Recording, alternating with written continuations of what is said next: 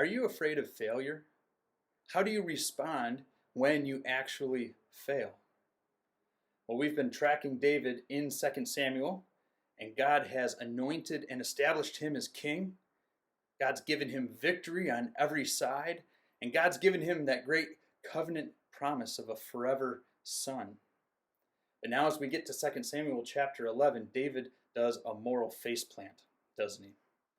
In the first 5 verses of chapter 11, we read the story of how David sees Bathsheba and steals her from Uriah, takes her unto himself, and she gets pregnant.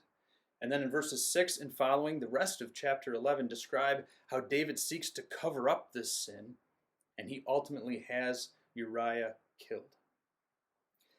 So in chapter 12, God sends Nathan the prophet to confront David in his sin. And after giving a short parable in verse 7, Nathan says, "You are the man."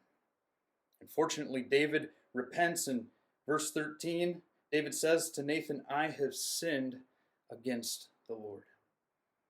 But David can't undo what's already been done, can he? Now, aren't you grateful for the Lord Jesus Christ? David's reign surely points us to him, but his failure highlights how much we need a better king. Jesus has no moral blemishes that stain his kingly record. There are no Bathshebas in Jesus' life. There are no deceptive cover-ups with him. In fact, Jesus didn't even know lust or anger in his heart, which shows how God can remain faithful to his covenant. God's covenant promises are anchored in the righteousness of Jesus Christ and his willingness to die on the cross for sinners like you and me. So David could know restoration. In chapter 12, verse 13 of 2 Samuel, Nathan says to David, "The Lord has put away your sin."